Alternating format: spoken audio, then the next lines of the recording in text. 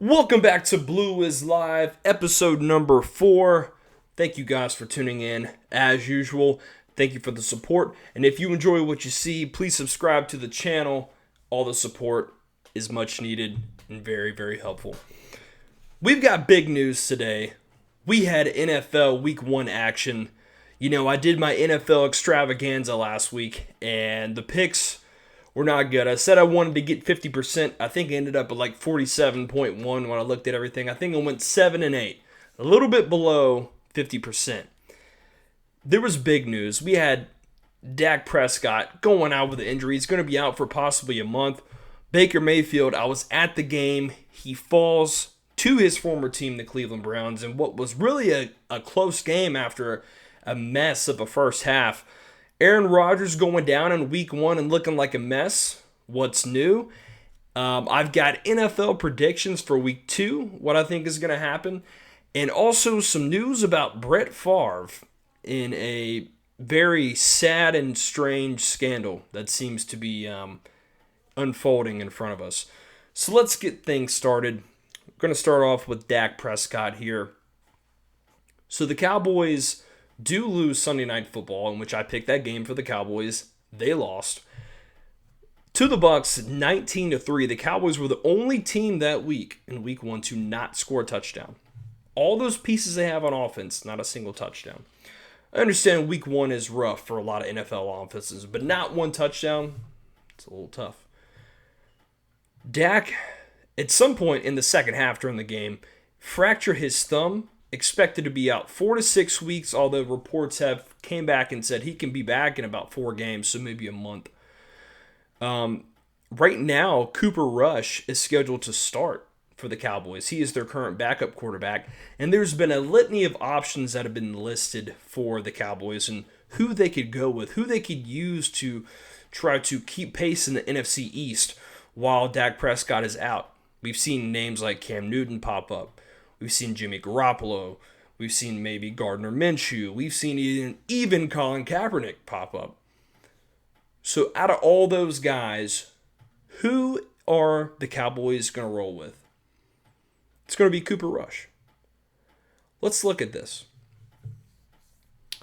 Dak's expected to be out for about a month. Let's say 4 games.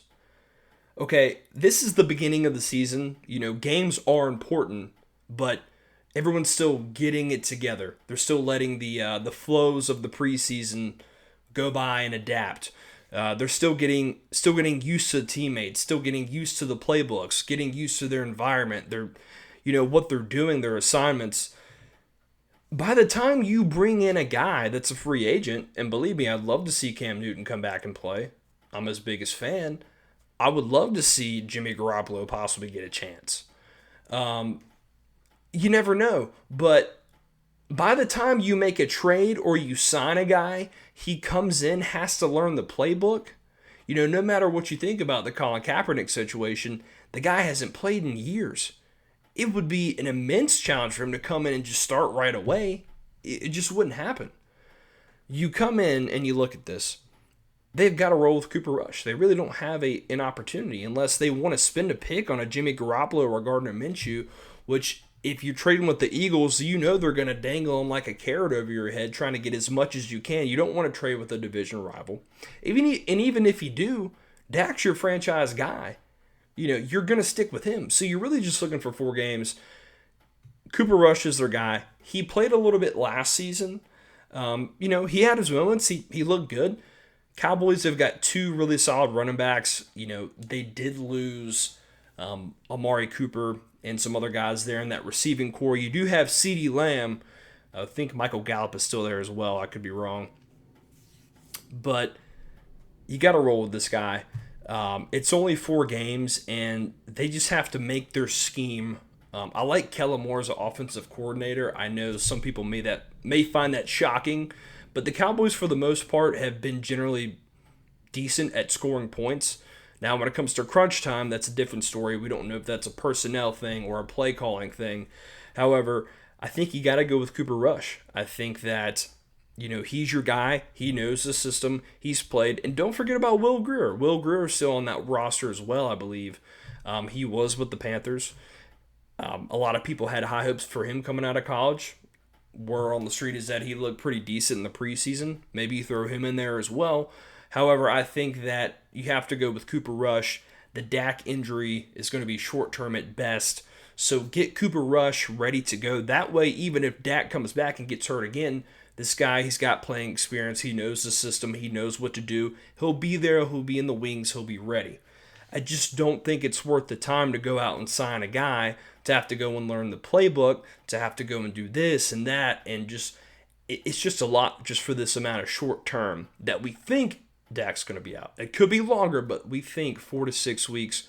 I would say about a month. I think they're really going to try to rush this and get back as quickly as possible because you look at the NFC East, you know, it's normally a tough division. I think right now I picked the Eagles to win the division, or excuse me, I picked the Cowboys to win the division, but the Eagles were a close second. I like their team. I like what they have.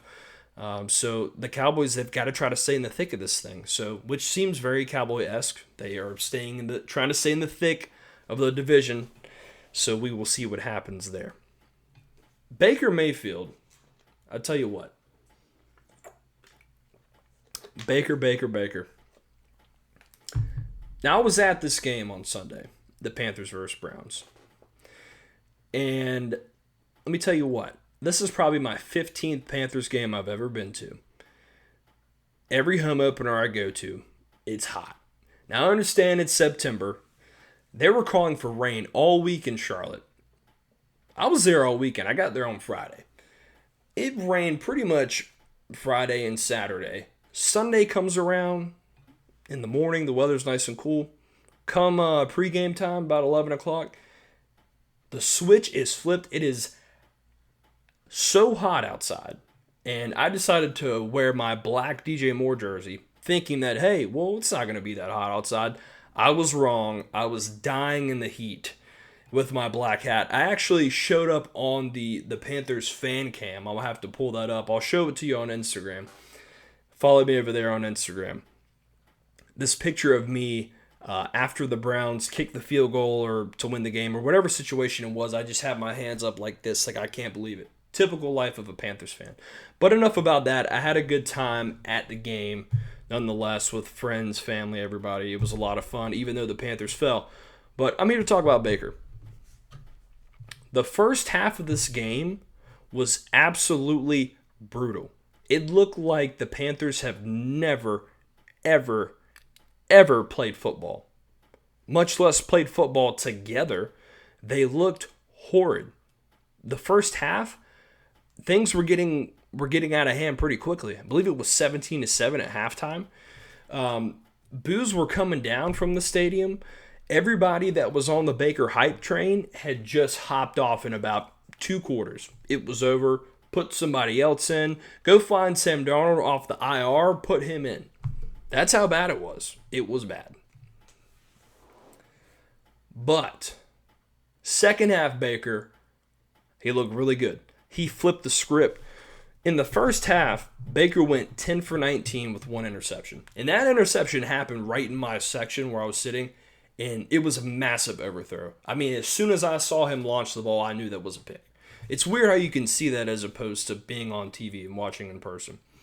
Second half, Baker, 6 for 8, 134 yards, 1 rushing touchdown, 1 passing touchdown. And he ran that rushing touchdown into our end zone that we were at, and he was fired up. It was electric.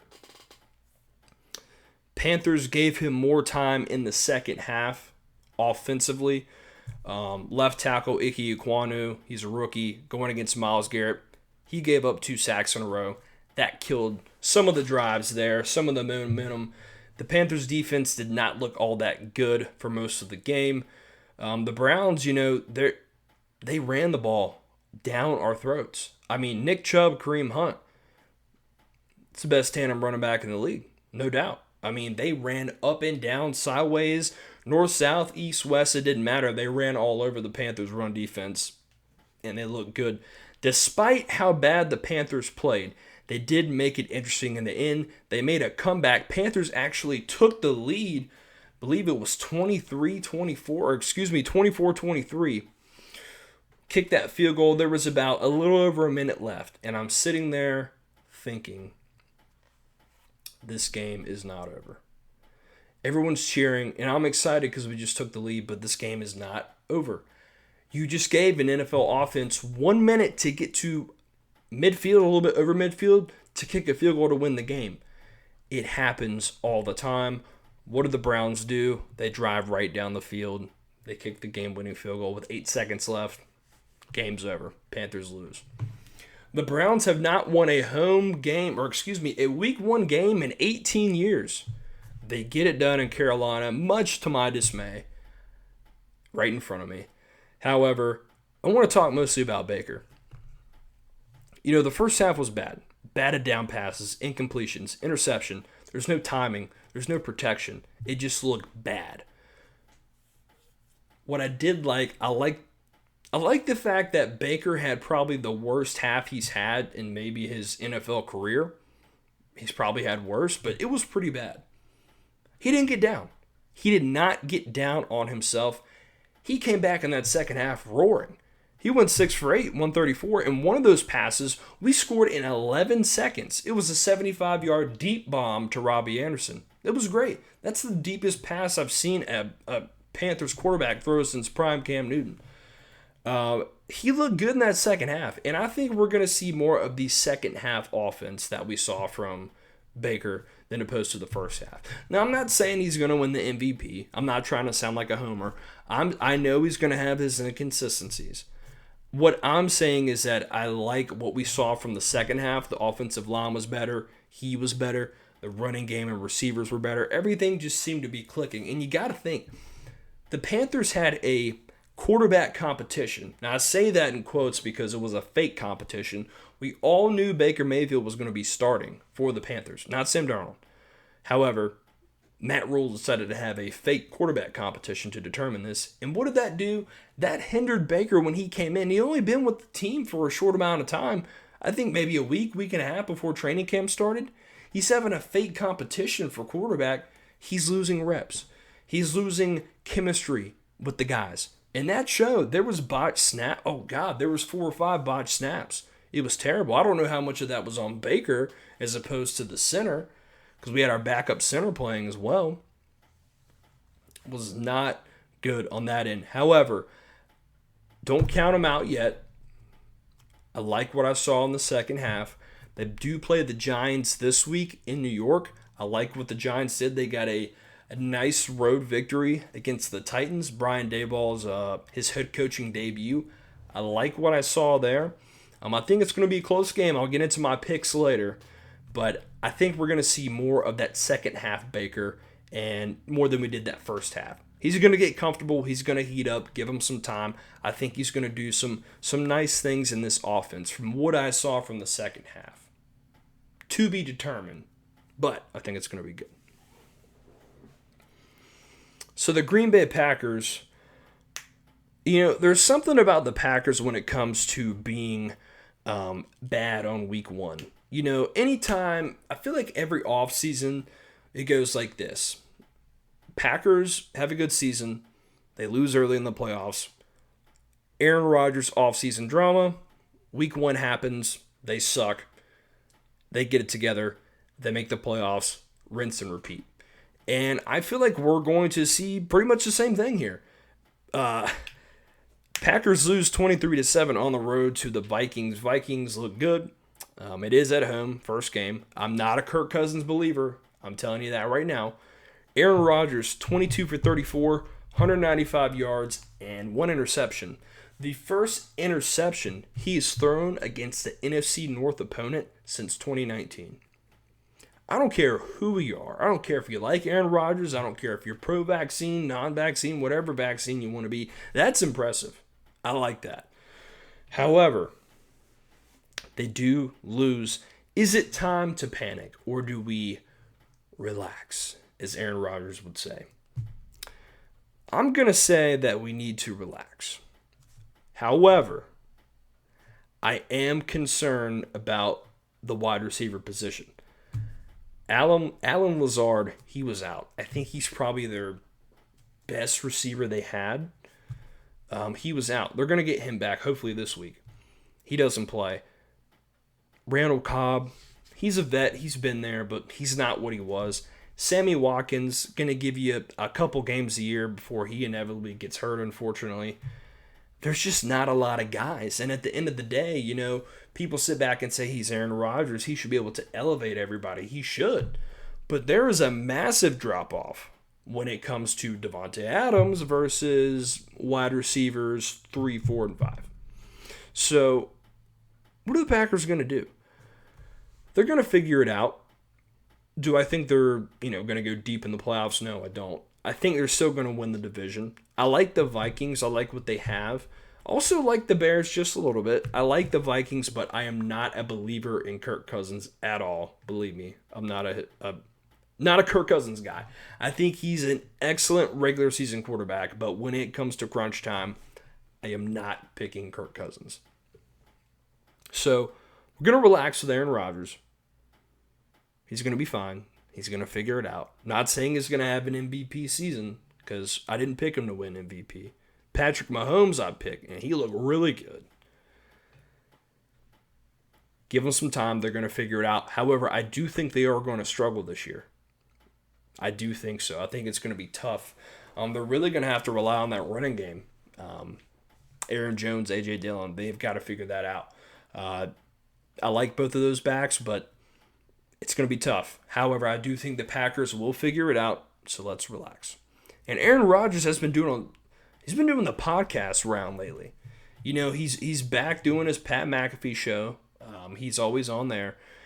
I think he just did a show. He did a podcast with Joe Rogan a couple weeks ago, which made headwaves because of the vaccine debate.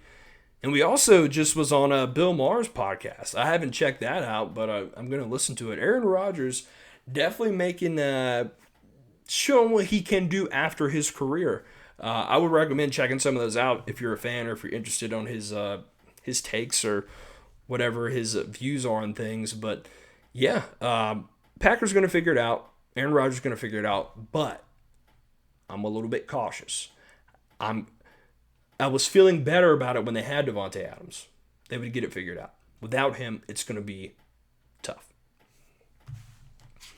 Next thing I wanted to talk about here, Brett Favre. This is an interesting story. Now, I don't know all the specifics. I have a pretty good general idea of what's going on. I've read multiple articles about it. There's still details coming out, I believe, so I don't want to make any 100% accusations. But from what I am seeing now, Brett Favre, you should be ashamed of yourself. Brett Favre, along with former Mississippi Governor Phil Bryant and many others involved at the University of Southern Mississippi and other entities, essentially were found to have taken welfare money and used that money to build a new volleyball stadium at the University of Southern Mississippi, which has been built. And Brett Favre essentially used money from a welfare fund to fund a volleyball stadium that his daughter at the time was playing at on the university. Mississippi.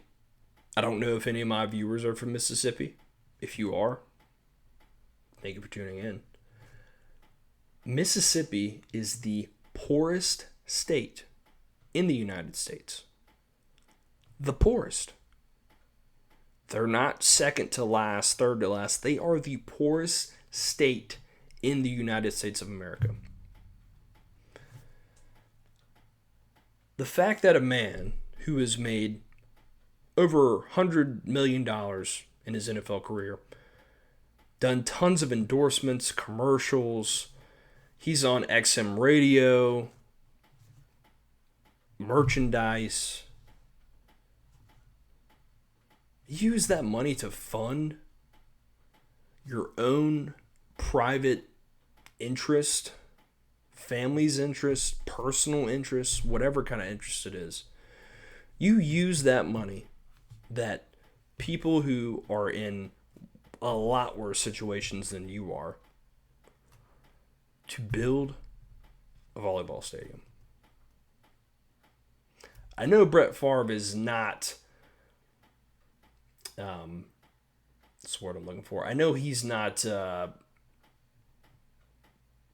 why can't I think of the word I'm trying to say? He has been around scandals before. He's no stranger to scandals. That's what I'm trying to say. You know, we had the whole thing with text messages with the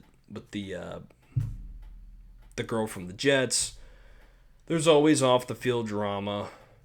I'm going to retire. I'm not going to retire. Brett Favre is no stranger to headlines with his name in them. Not being related to being a great football player, because I'm not taking that away from him. He's a Hall of Fame quarterback, one of the best to ever do it, and a fun quarterback to watch when I was growing up as a kid. But we're not talking about that. We're talking about taking money from people who need that money to fund a volleyball stadium.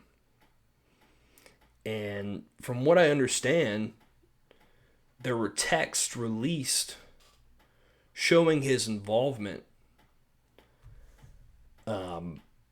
in this scandal with the governor and with a lady named Nancy New, who I guess was part of the community education center.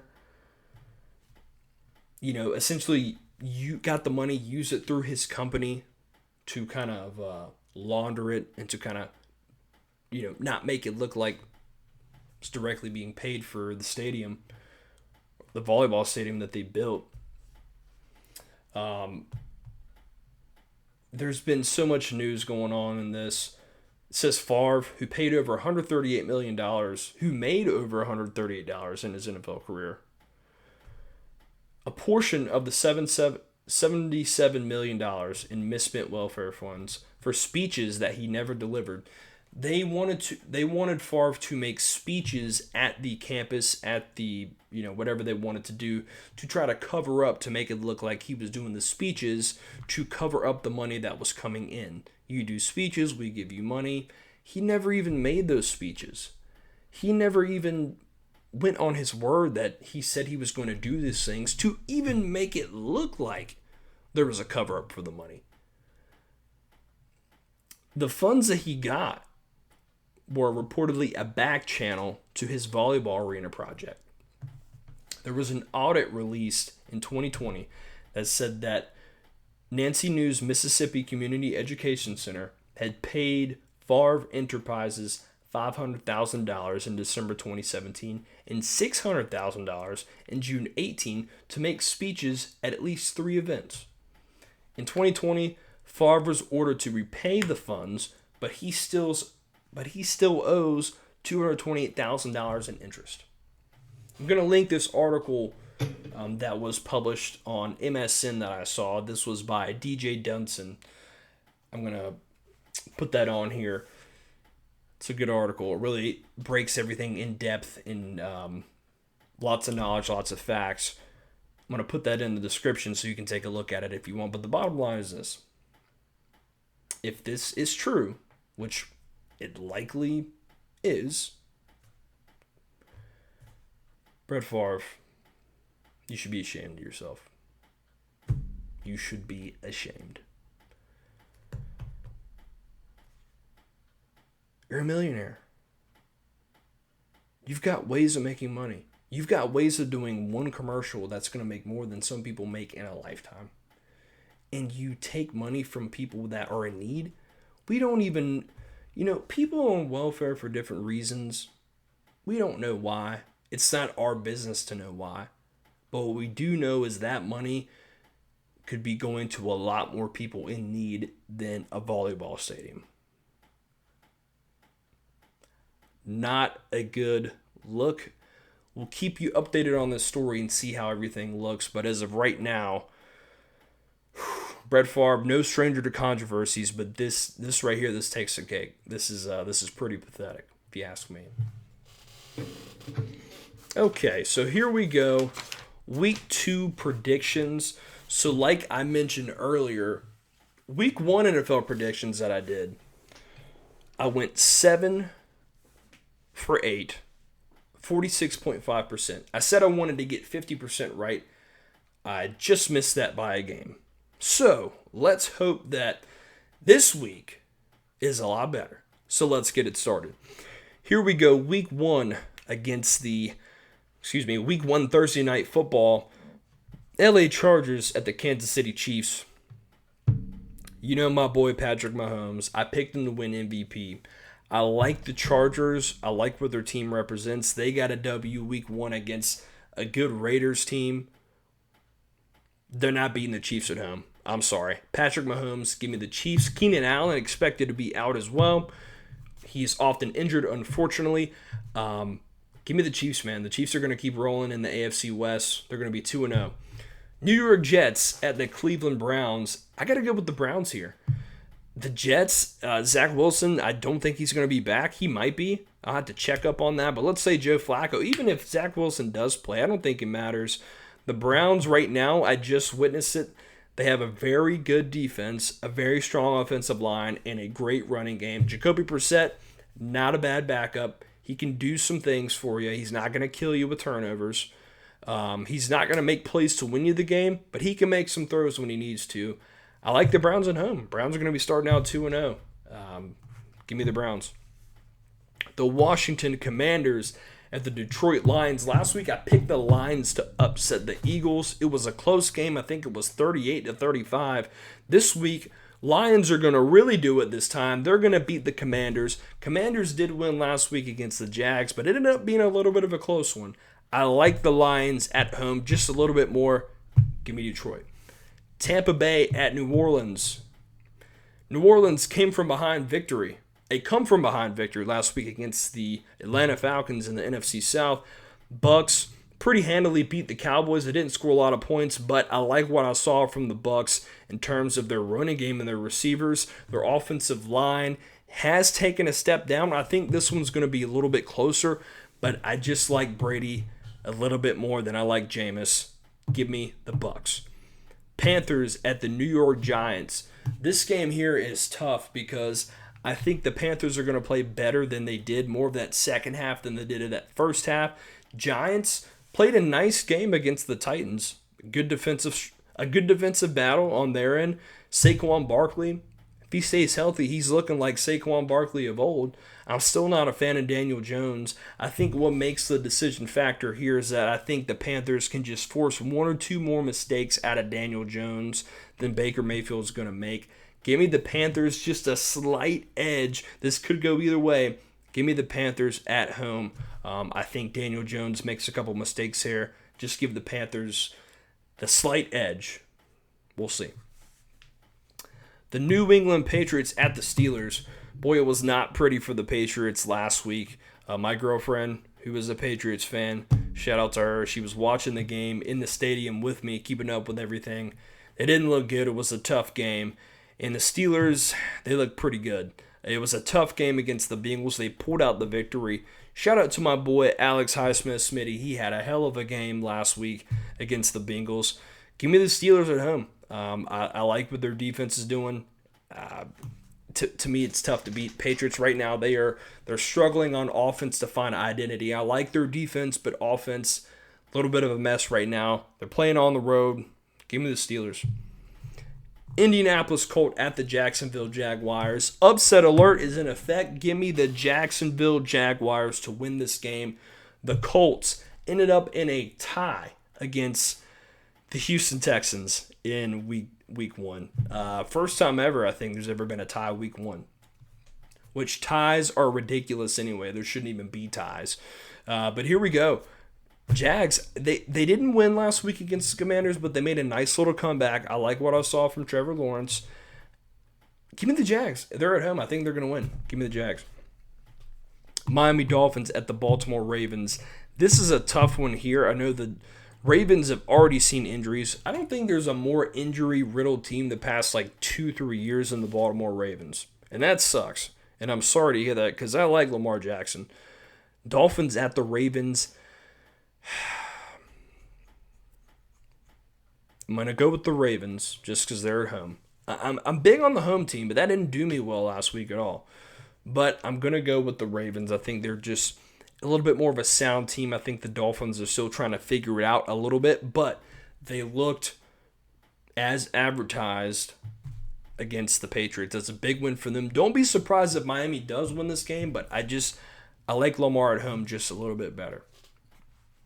The Falcons at the Rams. No way the Rams are losing 2 games in a row to start the season. Atlanta put up a hell of a fight. They should have won last week against the Saints. They don't pull it out, however. Give me the Rams at home to get back on track. Seattle at the 49ers. Seattle, Geno Smith entering the MVP conversation on Monday Night Football, taking down Russell Wilson and the Broncos. That was kind of nice to see, I can't lie. However, I do think the 49ers at home are going to win this game. I don't know how long this Geno Smith train is going to last. Hopefully it does last. I like Geno Smith. I love a good underdog story. 49ers did not have their best game last week against the Bears. However, I know the weather was horrid in terms of the rain. Trey Lance, I expect him to have a better performance. I expect Deebo Samuel to have a better performance. Give me the 49ers at home against the Seahawks. Bengals at Cowboys. Bengals, Joe Burrow, he had a rough game last week, but that didn't stop him. They came back. They made it there a fight to the end against the Steelers. They did lose. Cowboys, they're down Dak Prescott. I don't believe a ton in Cooper Rush, especially his first week. I like him, just not this week. Give me the Bengals to get the redemption on the road. Cowboys are going to start 0-2. Texans at Broncos. You know, the Texans make it really hard for you to root against them because they're such an underdog team. Shout out to Davis Mills, man. I love that kid. He does an amazing job. He might end up being the best quarterback out of that class is what we're looking at so far. I mean, I know it's only been a year, but he's looked good. Texans, they've got some nice pieces there. However, they're on the road at the Broncos. The Broncos with a embarrassing clock management performance against the Seahawks. I just can't see the Broncos going down 0-2. I can't see it. If it does happen, it would be quite hilarious. But I don't see it. I think it's gonna be a tougher game than people imagine, but I think the Broncos at home are gonna win the game. Arizona Cardinals at the Las Vegas Raiders. Boy, the Cardinals look bad against the Chiefs. I think the Chiefs looked really good, but I think the Cardinals looked even worse. The Raiders, they looked pretty solid. You know, it was a close game there against the LA Chargers. I'm going with the Raiders here. I like the Raiders. I like what they've got on offense. Renfro, Derek Carr, Devontae Adams, of course. Give me the Raiders at home. I'm not big on the Cardinals right now. They are, they've got talent, but I'm not big on them in this game. Give me the Raiders. Bears at the Packers. I think this could be interesting. If the Bears come out and win this game, Packers fans, Aaron Rodgers fans are going to be in complete meltdown. I know I just did a segment talking about how I'm okay with the Packers. I think they're going to figure it out.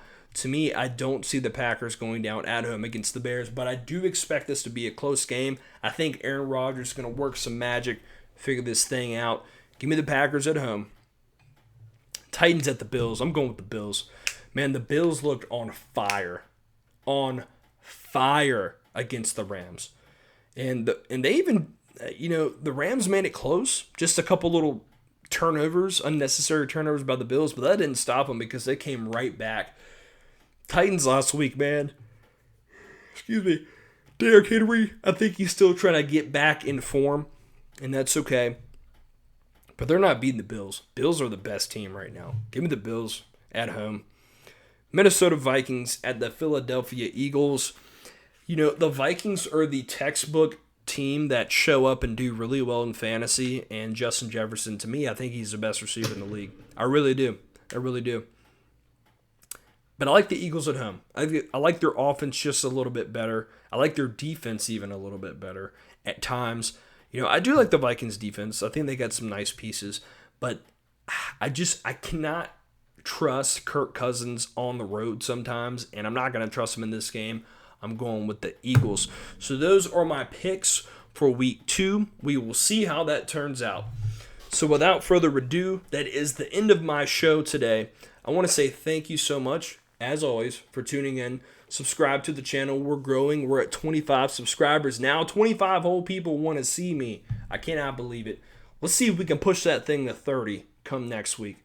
Thank you guys so much for tuning in. I do hope to soon be on Apple and Spotify podcast. I'm working on that at the moment for those that like an audio version as opposed to listening on YouTube. Thank you for the comments. Thank you for the support. If you have any suggestions, leave a comment. Shoot me a message on Instagram, Twitter, whatever you want to do.